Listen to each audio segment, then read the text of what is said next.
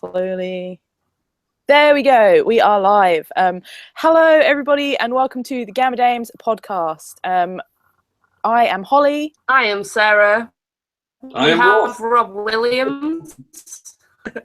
Lucy has technical problems because it wouldn't be a Gamma Dames podcast without technical issues. Yeah, correct. But she'll be joining us later on. Yeah, he'll be dropping in. Send messages of support for Lucy's Wi-Fi connection. Pray for Lucy. Yay. Yeah, so as Rob is later on. Yeah, he'll be as Rob is with us, we should probably launch straight in. Let's have a look and see what little questions we got. I know I got In the some. meantime, for those that don't know, Rob is the current writer on Suicide Squad, and he also writes a book for Vertigo called Unfollow, which is very good. And what else have we got? You were on Martian Manhunter as well. As Rob is with us, we should probably launch straight in.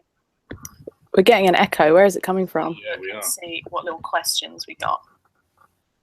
Is it Rob's speakers? I know I got In the some. meantime, for those that don't know, Rob is the current writer on Suicide Squad, and he also writes a book for Vertigo called Unfollow, which is very good. Might be Rob's speakers, possibly. I don't know. What else have we got? You were on Martian Manhunter. Unless someone's got the YouTube link open.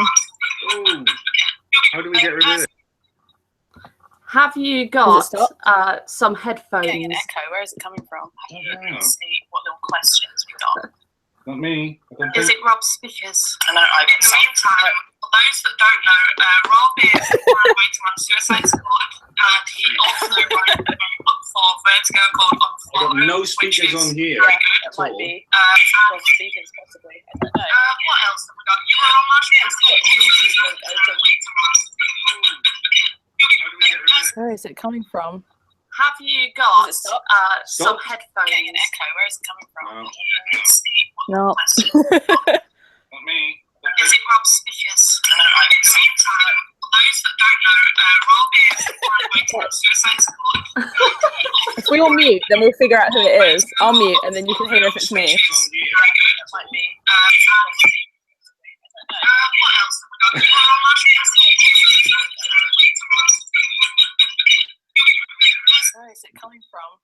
Have you got some headphones? Getting an echo. Where is it coming from?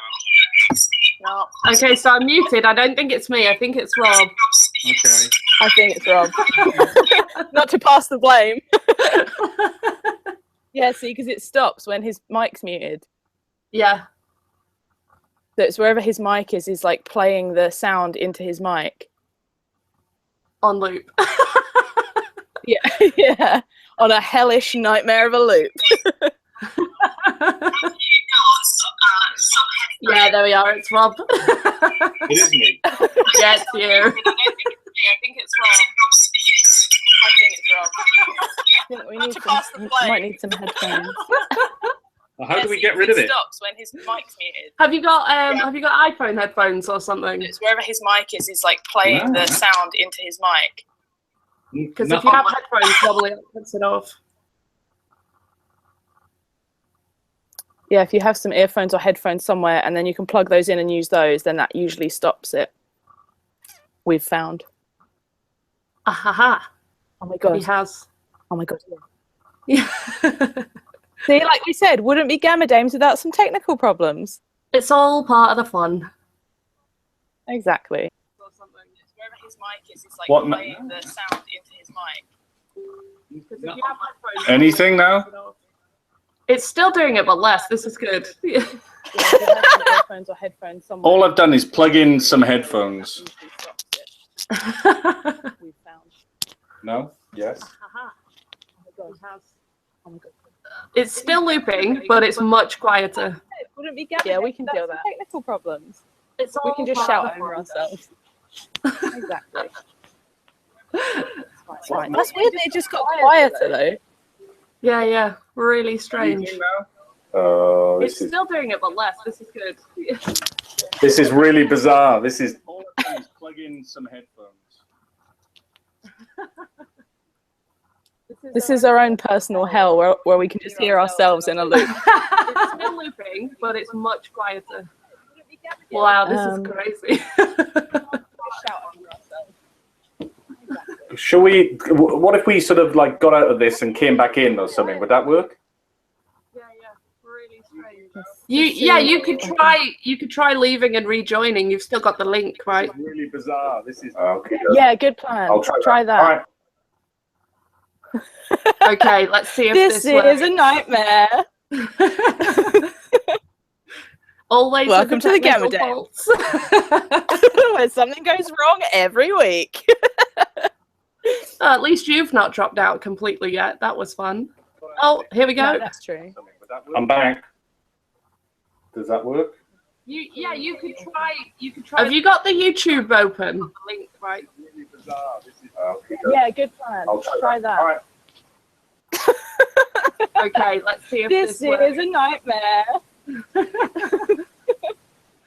Always welcome to the Gamma Dames. Where something goes wrong. Still there. Echo's definitely still there. Yeah.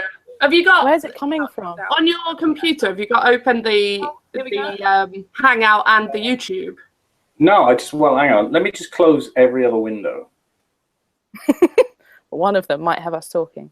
Right. You're now the only window I've got open on my computer. Are we good? And it sounds pretty good.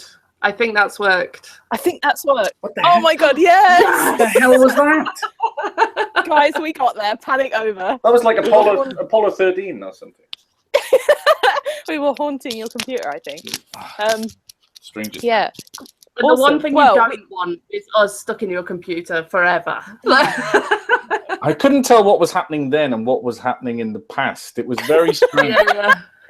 It was like a weird, like sort of acid trip going on. It was very strange. We've watched Doctor Strange too much. That's all. Right, we're good. We're good. We're good. We're good to go. I don't anyone's currently watching this anymore because they would have been within their rights to go. This is possibly going wrong. Somehow, bizarrely, we gained 2 viewers after that happened. Maybe people were like, "Oh, I want to see the disaster happening." Word spread fast. For a bi-weekly disaster. Yeah.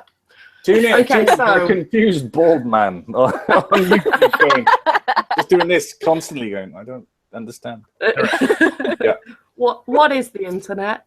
Start with the big ones. Awesome.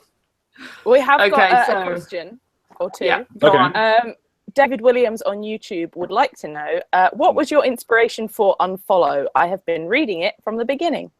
Hooray. What was my inspiration? It was, I wanted to do something about social media and Twitter.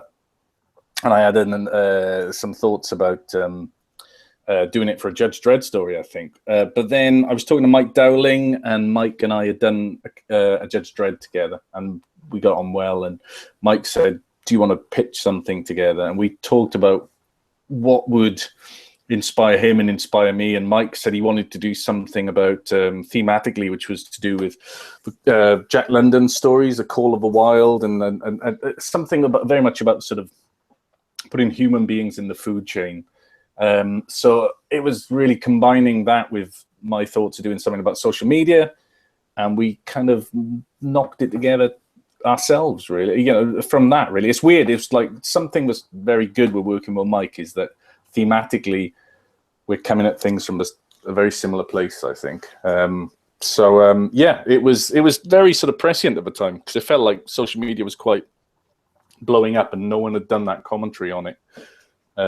Whereas now it feels like everyone's sick of social media and possibly everyone's sick of our comic as well. Who knows? But yeah, it's just been a lot of fun to do, and it's a book I'm really proud of, and Mike's terrific as well. Awesome. Cool. We've got another question from Robin Gardner on Facebook, and she said, this might be a divisive question. Have you seen the Suicide Squad movie? If so, what did you think of it?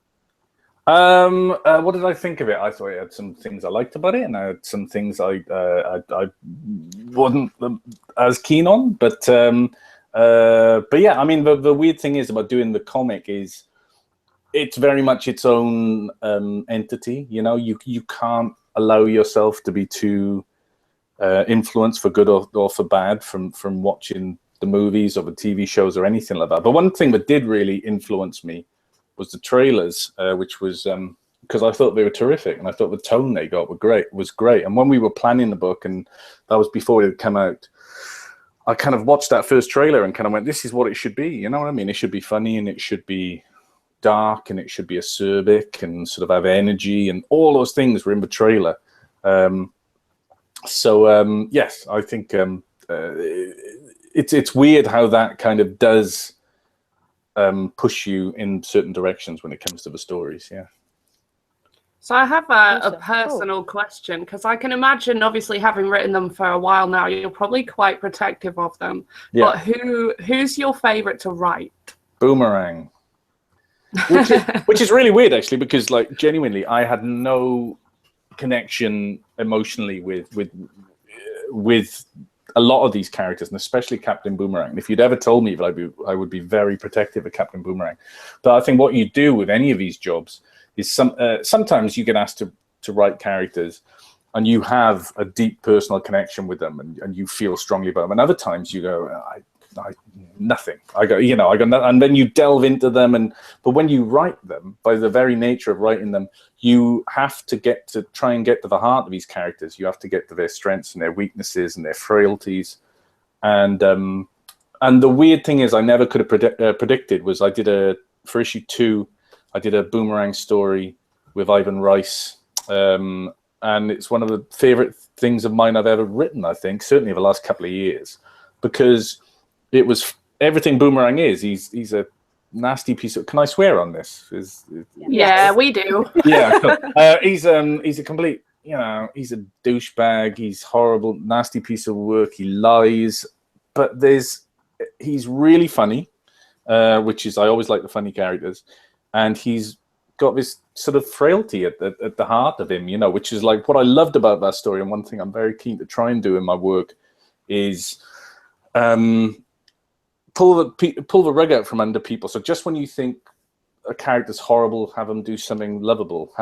When a character's lovable, have them do something horrible. And similarly with that, all that story was like, it was a Boomerang Agent of Oz, and it was like a James Bond sort of pastiche, where it was how Boomerang sees himself as this suave secret agent when he's anything but.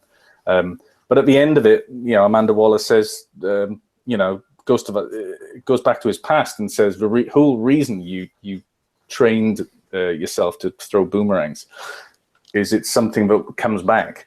And the whole thing you find out from his past was his father left, and that's what it's all going back to the heart of, So I think when you do something like that with these characters, then you're doing something right. You know what I mean? They can be horrible characters. They can seem throwaway jokes, but everyone's the hero in their own story. And that's, I think, especially true with Suicide Squad, Yeah, definitely. I love that whole thing. They did that quite well with Wilson Fisk in Daredevil. Like he's awful, brilliant. but he thinks he's doing the right thing, and especially because of his upbringing and stuff. And the way they showed it in the Netflix series, especially, I thought was just awesome. I'm a villain fan, so. Yeah, I'm a villain fan too. I like writing the villains. They're more interesting, I think. But it's like, you go back to sort of the Alan Moore Swamp Thing. There's no bad characters. There's only bad writers. So, and similarly, there's good writers. So you can have characters who you might seem like throwaway jokes, but if you do your job right, and if you get into the heart of them, you will find something interesting or endearing or horrible or something that sort of generates sort of emotions with these characters. See, the one that I really liked was quite recent, the Baby Croc in the back of was it number 7 or something? Yeah, that was so good. That was Carla Stander, wasn't it? Yeah, but again, it's Killer Croc's this big. He's a carnivore, and he eats his guards, and there should be. But again, going back to one of the things I like most for little subplots is his romantic relationship with June Moon. You know what I mean? Which is really sweet. And again, it's doing things like that with the book, where you have a character who's a big, terrifying monster, but then you have this sweet little relationship. You know what I mean? And it just kind of. It's always trying to flip it, you know what I mean? You just kind of trying to pull expectations and sort of do something a little bit different with the book, which I think Suicide Squad really lends itself to, you know what I mean? Because these characters are nasty pieces of work, and so you hopefully you get people to really care about them, because I've got to care about them, which is very strange. There's a really, really cute version of Killer Croc in Gotham Academy. Right. Okay. Which is a Brendan Fletcher, Carl Kerschel book, Becky Cloonan book. And he's living in the walls of the academy. Oh man, and they that's great. I didn't know that. Yeah. All the kids think it's a ghost, and they're all like, "Oh my god, there's a ghost at the academy!" And then they go in there, and it's actually Killer Croc, and he's kind of like sweet with the kids, like he's nice once they realize who he is. But yeah, I like that sort of.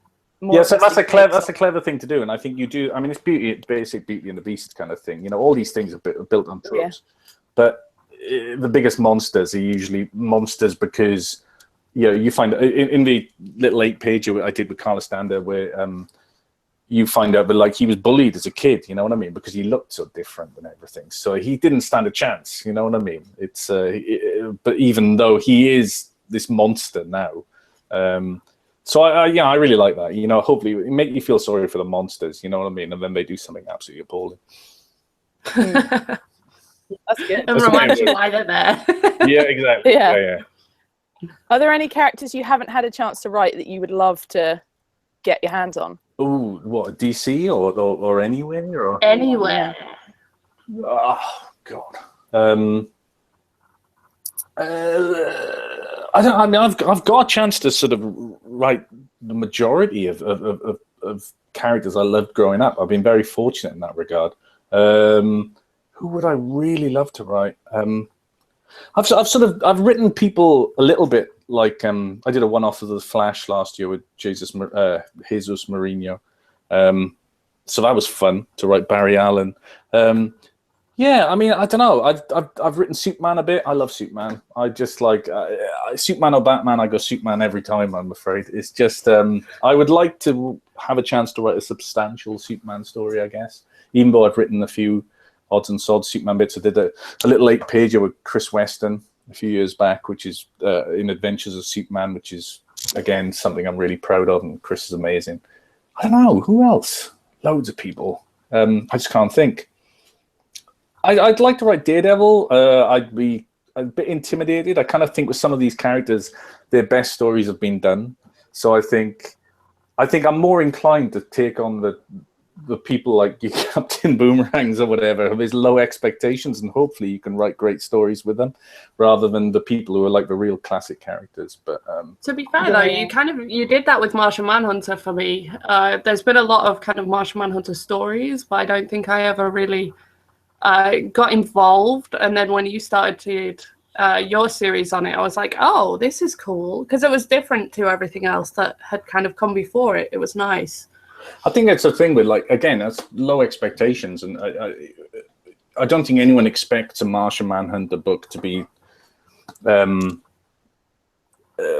don't think people expect much of it, so you can come in and you can kind of just, there's a freedom to actually go, oh, I'm just going to go crazy with this, and there's things like, we created a character called Mr. Biscuits for it, an alter ego of Martian Manhunter, who's like this 9-foot-tall, stick-thin, like he was sort of like a cross between a sort of a jazz musician from the 20s and a character from James and the Giant Peach or something, you know, one of its stick insects or something, because I think I've been reading them to my kids.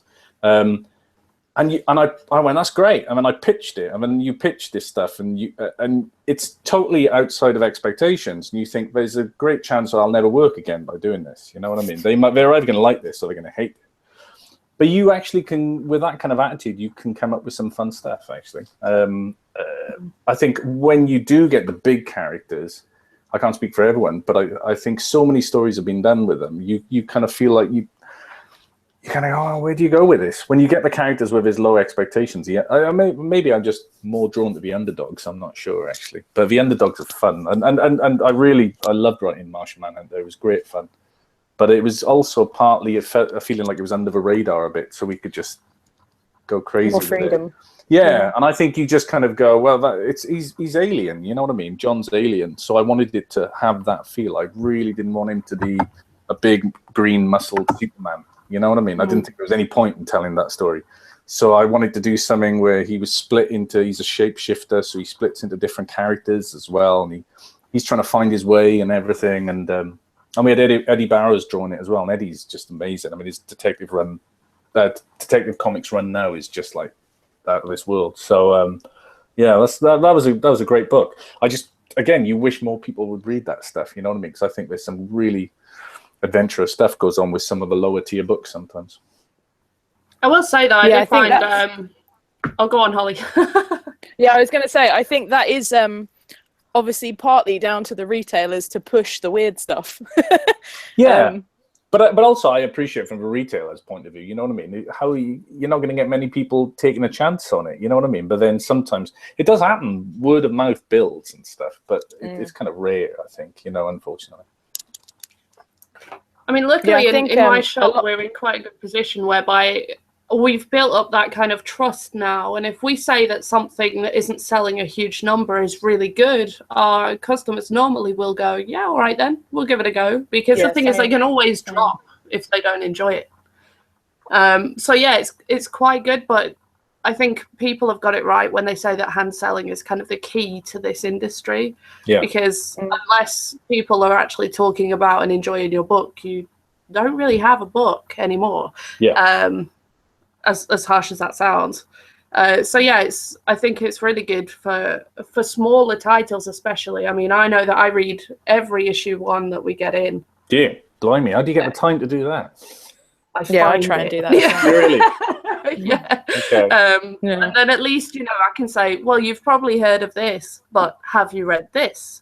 And yeah, we sell a lot of bizarre stuff now.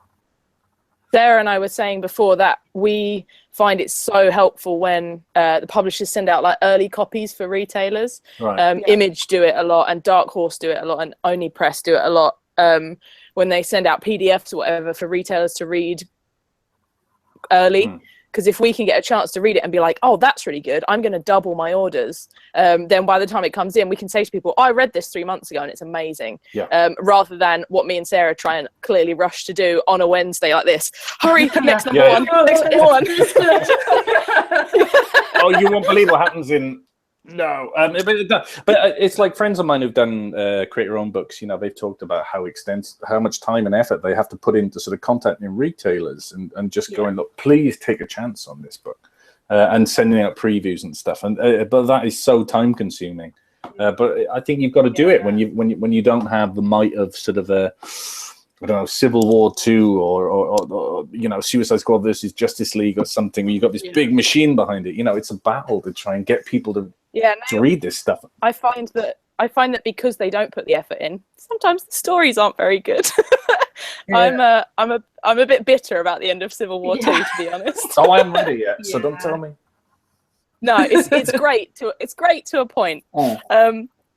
We've got a couple of really good questions actually from Joseph Leader on Twitter. Okay. The first one is, what would be your single best piece of advice for aspiring writers of comics? Worry about the work and not where you can go with it. I mean, in terms of sort of learn structure in your writing, I think is the most, and learn the rules. You know what I mean? I think I'm a big believer when you start out, you almost think like, oh, certain people have got talent and certain people haven't got talent. That's just the way it is.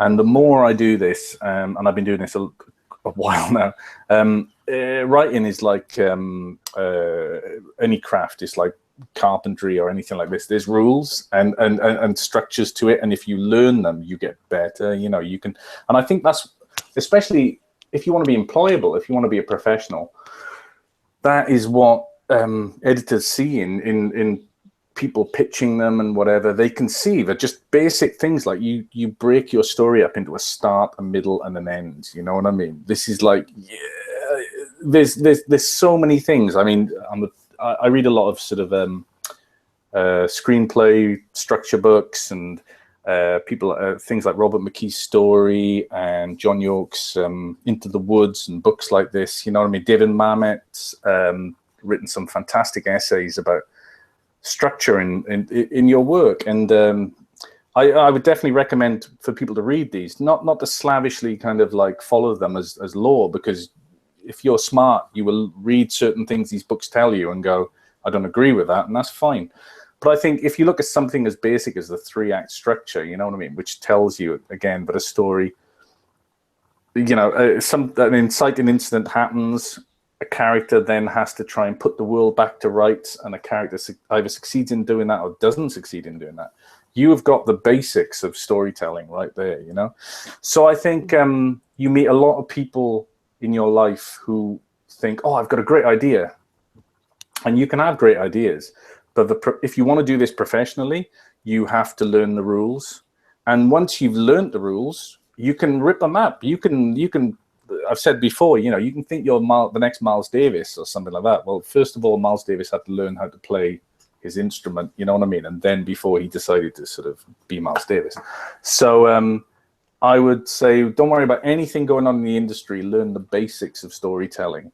And that is something that anyone can do. You know what I mean? I'm a really big believer in that. You don't have to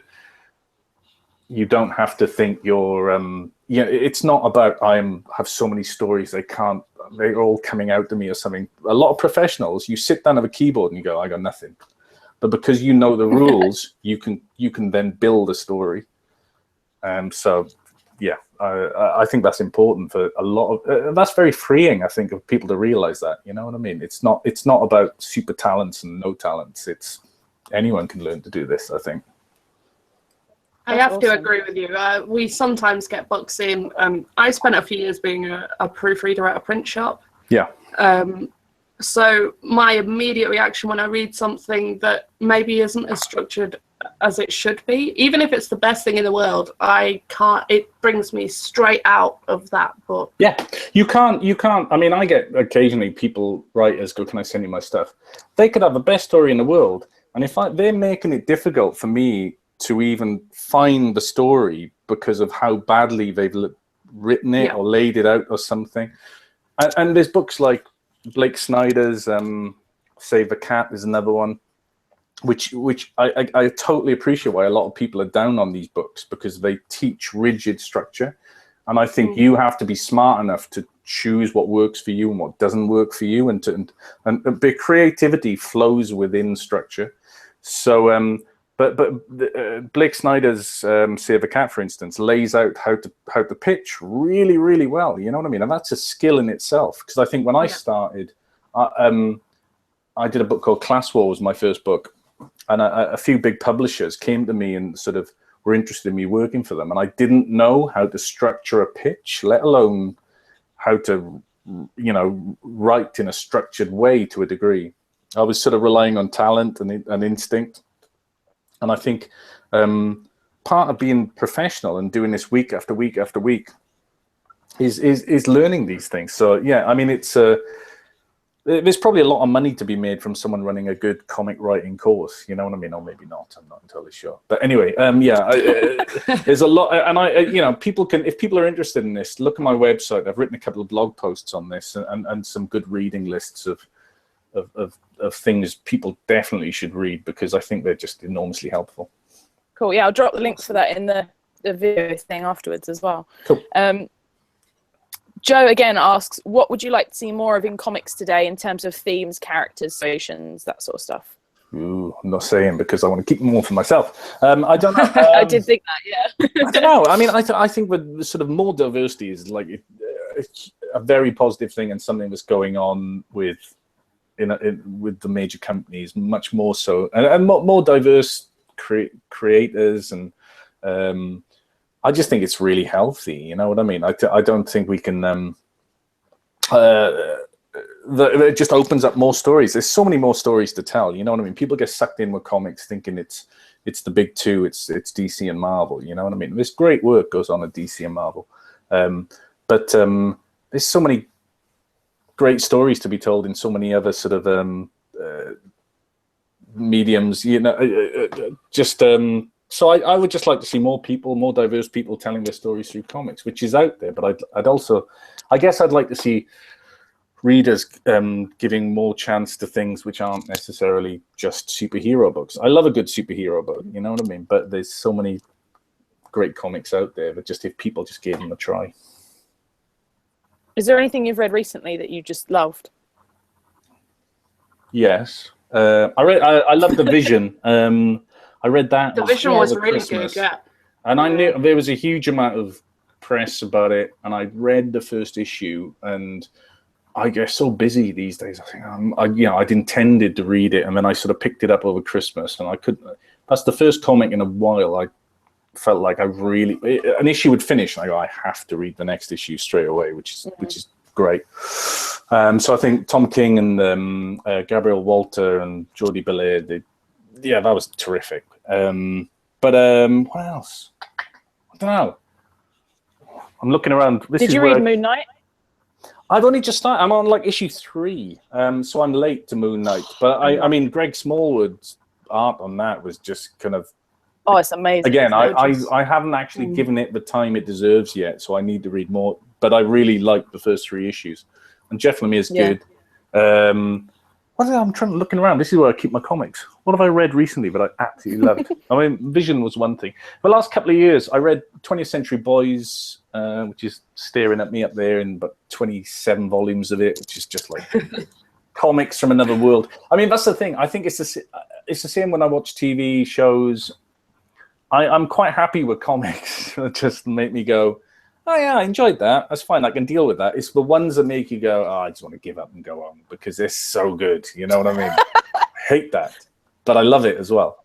So I think it's writing. Like I watched the night of the HBO show, and there was a couple of episodes of that where I kind of thought, oh man, I should just give up and go home. So that was great writing. Boardwalk Empire, some of the writing in that.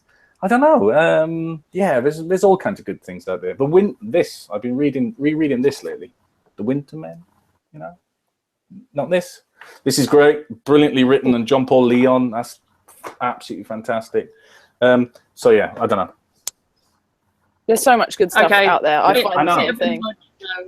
Have you read Black Monday Murders? Yes, I've read the first. I read the first issue because it doesn't kind of count. I mean, I do this a lot. I read the first issue and I go, oh, I really enjoyed that, and I must read the rest.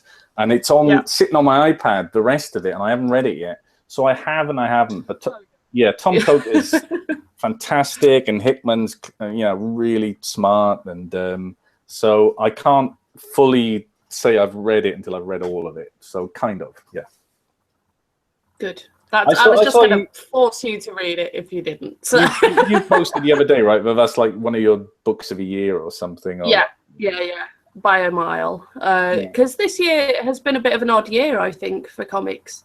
There's been a lot of okay stuff, but there's only been a few that have kind of really hit it out the park.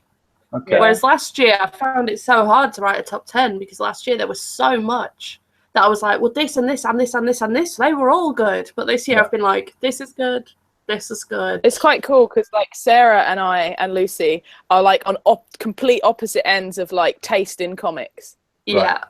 Right. Totally different stuff. So what books have you read recently that you loved? I loved... Go on. But yeah, go on, Holly, because I've already said Black Monday Murders. I love Deadly Class with a burning passion. Last year was Tokyo Ghost as well, which I loved, which is Remender again. Yeah. I love Moon Knight. I loved Mockingbird, which I haven't read. I haven't read Mockingbird, but I read the press. It makes me think I really should read it. But yeah. Okay. Surprisingly, I liked Mark Miller's Huck. That was really good, though. Really liked that. Yeah, that was amazing. I've not read Huck, but yeah. Oh, yeah. It's good. It's a bit of a departure for him from his usual stuff, which is probably why I liked it. Although I don't think it came out last year. I'm certain it didn't. I've only just recently read Black Sad. Oh yeah, Black Sad's amazing. Yeah. Yeah, that like blew my mind. That was amazing. I'm just looking at my shelf. Yeah, so I'm like totally different end of stuff to Sarah. I think I read quite a lot of the Marvel superhero stuff, and Civil War 2 was great to begin with. And also Motor Crush. I read Motor Crush issue 1, which was fun. Has issue 2 come out yet? I missed that. No, it's out this week, I think. Okay, yeah. But no, they're great. I mean, the team who do that they're all clever. Yeah. So, I love Batgirl of Burnside and Gotham Academy. Basically anything Brendan does is like gold for me. Yeah, sure. Yeah, so there's quite a lot this year that I liked. I met I was in San Diego this year and I met Babs Tarr and I was chatting to her and I thought, I'm getting on quite well. And then about half an hour later, I was in a different bar, or an hour later, and Babs Tarr came in and she walked over and I went, oh, hi, you know, because I'd just seen her at this restaurant. And she went, oh, hi, now who are you? And I went, I'm just talking to you about an hour ago. So that's completely put me off Motor Crush. I still like her work, but I was thinking it was about an hour ago.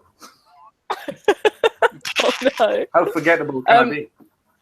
Yeah, Joe's just reminded me that Paper Girls was this year as well. Paper Girls. Vaughan, you know, BKV just again makes me want to give up and go home sometimes. I mean, it's just, the Private Eye, which is amazing, and Barrier, I love. Again, through Private Eye was digital, right? But then they released it in the hardcover. Yes, which is a beautiful thing, and I have here somewhere. Hang on. Oh my god, I love a good hardcover. That's a nice thing. Oh wow! But yeah, it's a gorgeous looking book, and I like the layout of that one. And Marcus Martin's great, and the colorist Months of December, which I'm probably mispronouncing, colored an issue of Unfollow recently, and again, just looked absolutely lovely, which Javier Peludo drew. So yeah, I love that stuff, and the stuff that Pan Syndicate puts out is great, but it probably puts you guys out of work. So The good thing about comics is there's always going to be people that prefer them in their physical form. So I'm all for people reading digital comics, especially because sometimes if you want to catch up on a series, you know, you're not going to find an issue 1 of, say, Saga. Some people, you know, and they don't want to buy a full trade in case they don't enjoy it. But I will say that is where Image pull through really well. They do the $1 re-releases of issue 1s. Yeah. Which is always good for us. We buy loads as a taster, stick them on the shelf next to the trade, and people usually go, "Oh yeah, that was good. Actually, I'll buy it." But yeah, I mean, I have read issues of Batman I'm literally never going to own digitally. Yeah. Because I can't afford them in real life, but I still want to read them because I've got the rest. So. Yeah. It's yeah. I mean, this is the thing. It's like there's so much great stuff out there, and it's like friends of mine who read manga. You know, I bought this recently, which is a manga reprint. All kinds of stuff. Oh, I've heard about that. Yeah, but it's like I'm really wary of going into manga. I spend enough money on comics as it is, and I've got so little time. I've got 2 kids. I've got my work. You know what I mean? I can't read any more comics. So I think opening this new world is kind of a little bit daunting sometimes. Dangerous. Yeah, I know. And it's just like, but then you do stuff like the 20th Century Boys and Urasawa's stuff, you know, like Monster and Pluto. There's volumes and volumes of this stuff, but it's the best comics you'll ever read in your life. But you go in, you go, oh God, I'm hooked. I've got to buy 27 more bloody books of this thing. You're gonna find the time to read. Those big hardbacks that just collect everything.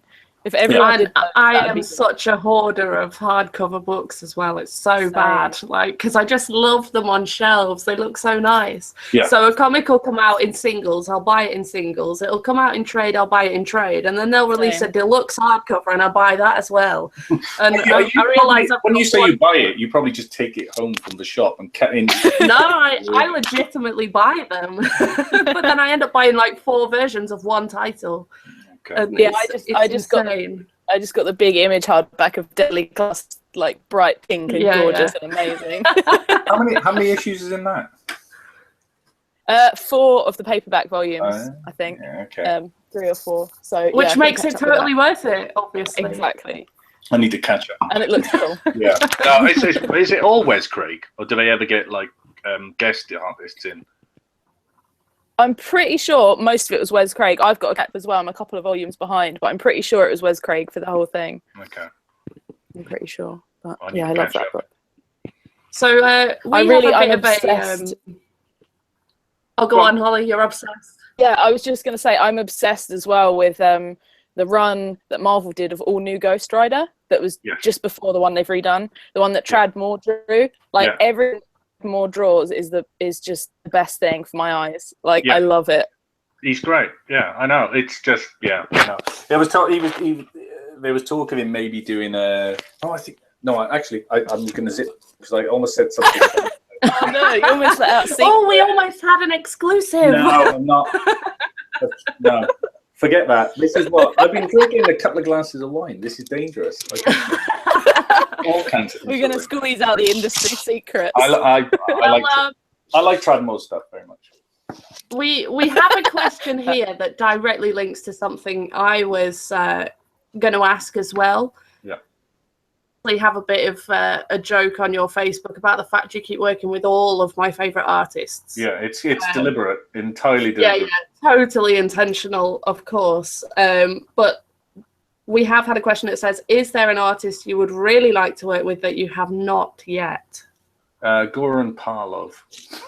Oh yeah, I think that's kind of like I said that with some vehemence as well. Like he should be scared of his. John Paul Leon as well. But no, I think I love Parlov's stuff and his Punisher Max stuff with Garth is out of this world. I don't know if you've read that stuff. Yeah. Yeah, I love it. But he's terrific as well. Yeah, I'd love that. But I kind of I did this thing a few years back when I was writing. I still write Judge Dredd from time to time, and very often there's artists who they're too busy. They couldn't commit to a long story or anything, but they can do like a 10-page Dredd or something. So I sort of started dropping a few of my favorite artists a line, and there was people like Guy Davis did a Dredd with me, and James Harron did a Dredd, and R.M. Guerra did a Dredd. That's just amazing, you know what I mean? I dropped Parlov a line, and he kind of went, yeah, maybe.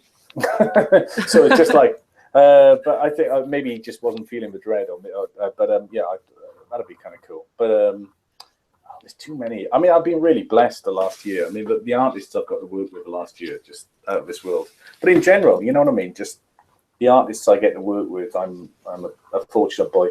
And another thing about sort of, you realise as a writer, one thing I've learned, you are only ever as good as the artist you're working with. You can write the best script you think you've ever written, and an artist who isn't a great storyteller can mangle it. And similarly, you can write a story and a script you send out, and you kind of go, it's all right, I've done better. And a good artist can make you look amazing. You know what I mean? So we're all so dependent on the people we work with. Yeah. I mean, I will buy a book with good art, even if the story's rubbish. Yeah. But I won't buy a great story with terrible art. Yeah.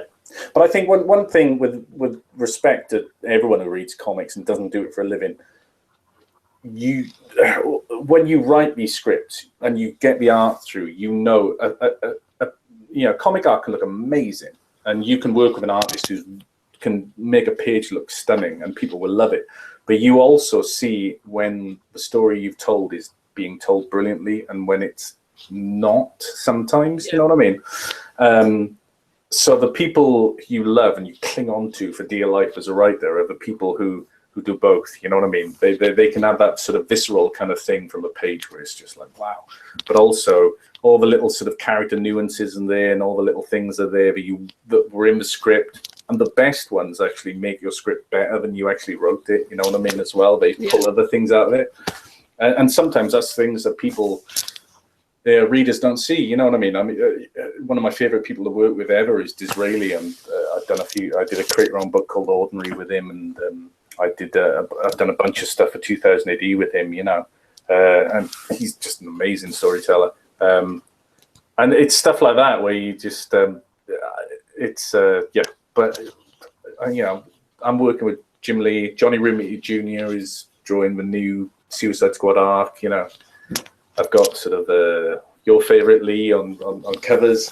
And he's nailing them as well. Oh, the covers are amazing. The Lobo one he's done for it's insane. Katana was my favorite until he brought out the image of that Lobo cover. But I think, you know, things like the Katana cover, it's not just that it's an amazing looking cover, but from a storytelling point of view, he has the sword going across with the undead teeth in showing him a sword. And from my point of view, it was the undead teeth that made me just go, wow, you know, just that's the stuff that makes you fall off your chair, 'cause it's character driven. It's not just showy and good looking, because he can do showy and good looking. Oh yeah. But it's that. But he's very smart. Yeah. And I think that the reason I've always kind of fallen for his work over anyone else's is he hides so much within every piece. Yeah. So, you know, like, and his textures look like you could touch them. Yeah. But his Constantine Hellblazer covers, you know, where he's sitting on the bed smoking, and in the smoke you've got like demons and just everything. It's insane. So like say, storytelling is huge within it. And I think the best covers are not just like fantastic to look at, they actually tell a story as well, because at the end of the day, this is a storytelling medium. Job. There was an image book called Rasputin that was awesome, because it was like barely any dialogue, basically kind of just told in the artwork, and that was awesome for that. That was like a masterclass in just like purely visual storytelling. Who drew that? Was that Riley Rossmo? Yeah, it was. Yeah. Right. I think Alex Grecian, that was it. Okay. Yeah, Riley Rossmo's great. I mean, Riley's drawn this issue of Suicide Squad that's out next Wednesday. He said, plugging terribly. Go for it. But again, he's great. He's terrific. We worked together years ago for Marvel on a book called Darken. He's a really good artist. Awesome. I have a little question, which is just a nosy question, really. Of the humongous influx of superhero comic movies that we've had, which one did you like the best? I don't know. Guardians of the Galaxy I enjoyed a lot, and still do. Me and my kids rewatched it a couple of weeks back. It's great. It's good fun, and it's again character based, and I don't know. I like Guardians of the Galaxy. What else did I like? The first Iron Man is great. I mean, the first Iron Man doesn't get enough praise because there wasn't really the sort of the production line that there is now. So that had a lot of battles to fight, and it was again great because it was character based, and Downey Jr. was fab, and the dialogue was fab, and all that stuff, and it made it sort of it sort of built the bridge for a lot of these films that have followed. Really, I don't know. Yeah, it kind of started it all off, really. Yeah, but it's a good movie. I mean, I'm not 100% keen on the last act of that movie. I think a lot of these superhero films, the last act, just they fall away. You know what I mean? But the character stuff, and it just created a world and a main character in Tony Stark. You actually went, I will watch more films of this guy, and Downey Jr. is just really entertaining. But yeah, and Guardians of the Galaxy did the same thing. So but then you go back to like years ago, '79, Superman the movie is just awesome. You know what I mean? It just still remains awesome. I love that film. It does so many things right. But I don't know. Yeah, there's so many of them these days as well. There's so many things about them. They get into a point where I kind of go, I don't know if I can be bothered. I'll just wait for them on DVD. Yeah. It's not bad to say, but it's kind of true. But at the end of the day, a good film is a good film. I really couldn't care less if it's based on a comic that I've read for years or anything. I don't really feel that. You know what I mean? I just want a good movie, and Guardians of the Galaxy was that, definitely. Yeah, I would agree. That's up there. That's up there in my top as well. I mean, that goes back to the comic stuff as well. Like we're saying with Suicide Squad, no one had any expectations for those characters. No one went into the cinema going, I'm a huge fan of Star-Lord, I'm a huge fan of Gamora, and all this type of stuff. It just kind of stood on its own, in its own right. You know what I mean? Which I love. Yeah, I think. To be fair, a lot of the people that I spoke to about Guardians of the Galaxy afterwards had no idea that it was legitimately a Marvel comic before the movie, because it was just one of those things that, again, the underdogs, like, they hadn't really been touched in any great deal before. They just went, let's make a movie and let's make it really funny. I mean, that's the difficulty, I think. You know, you watch, like, I'm going to see Rogue One, and Rogue One works because it very much makes the core characters the underdogs, right? And then son wanted to watch the prequels recently, and we were watching that, and you kind of go, the main characters being super powerful Jedis, they're not the underdogs anymore. They can win any. So, and I think it's the same when you go with these characters with superhero movies. You know what I mean? If you get a Thor movie, it's really difficult to make. They can be really fun. The first Thor movie is a really solid, good movie, I think. But it's really difficult to make super powerful characters the underdog. But when you tell stories about the underdog, and the Guardians of the Galaxy were that, so that works. Yeah, I totally agree with that. I find Thor probably the least interesting out of the movie, a lot of them, for that exact reason. It's just like, well, nothing can hurt him, and he's not really emotionally attached to anything. Exactly, but that first Thor movie as well, the Kenneth Branagh movie, is a really, it's surprisingly good, that movie. It does a lot of things. You kind of felt like that was a tough sell, but they actually do a lot right with it. But yeah, the character himself is tough to do, and it's the same with Superman. You know what I mean? They always need to be fighting something bigger and more powerful. Incredibly, exactly. Overpowered even more than they are. Yeah. I will say though, the standout surprise for me with Rebirth has been Superman. I think is it Tomasi and Gleason? Yep. They are absolutely smashing that book. No, it's one of the first things I read every month, and that's got nothing to do with like DC loyalty or anything. It's just like when it comes out, I go, I read that, and it's fun. I mean, I did wonder whether or not it was resonating with me because I've got a young son as well. And, as have I. Who is called Damien. Oh, really? Okay.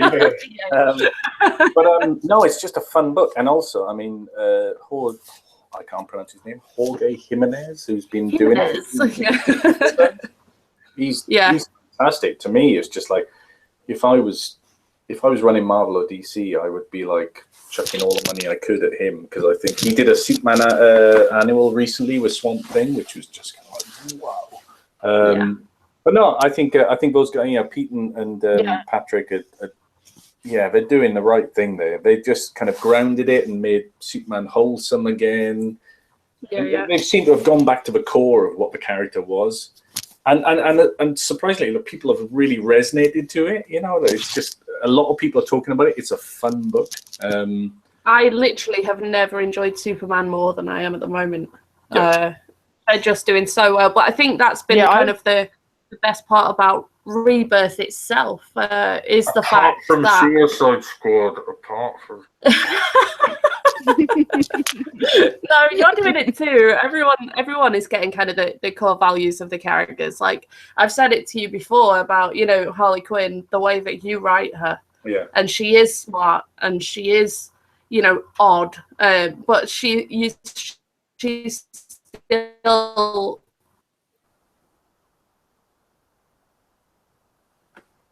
Sarah died. Sarah just died. Oh, hello. She's dying. She's building up. It'll